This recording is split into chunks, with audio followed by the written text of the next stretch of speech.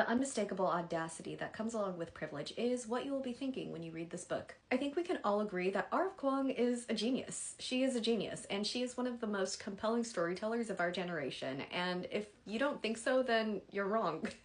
Objectively, you're just wrong. In this book, we see a very telling pull behind the curtain of how the publishing industry has its own racial biases and how people who are white tend to benefit from that, and how marginalized authors struggle and have a really hard time getting their books published, getting book deals. It's a very telling experience. Coming from somebody who has thought about writing her own book, who is kind of still in that process, I have seen the vast majority of authors who write fantasy books who at least make it mainstream and onto the bookshelves. It's a very telling reality, guys. We can't just ignore it. And God, I love that R. Kuang does not shy away from that. She puts the spotlight right on that notion. Additionally, we also see the effects of cultural appropriation by those in the majority who tend to benefit off of the stories of marginalized groups. But on the other side of the same coin, we also get the other narrative of, okay, maybe a minority author is chosen for these book deals. They make it to the bookshelves, they're mainstream, but there's this caveat, right? Of,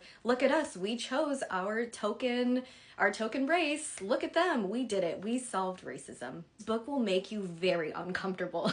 There were times where I listened to the audio, I needed to take my headphones out and just take a breath because wow, the topics and the dialogue in here are just so audacious. Although the protagonist in this book is very unlikable, very hard to get along with, and she does use cultural appropriation, there are some elements of her that are a little sympathetic, but at the same time, this is a very large issue of publishing. This is a very large issue of people who are on top, people in power who choose and select whose book deals are going to make it. This is grounded off of reality. I think this is a great book. I think it's a very insightful book, and I do think and believe that it will elicit very much needed conversations that we need to have, as uncomfortable as they are, because this does affect aspiring authors. This does affect readers and the books that we have on our shelves, what's pushed out to us by the publishing industry, because they're the ones who have a say on what gets marketed, what gets put into the front of the bookstore, in front of Barnes & Noble.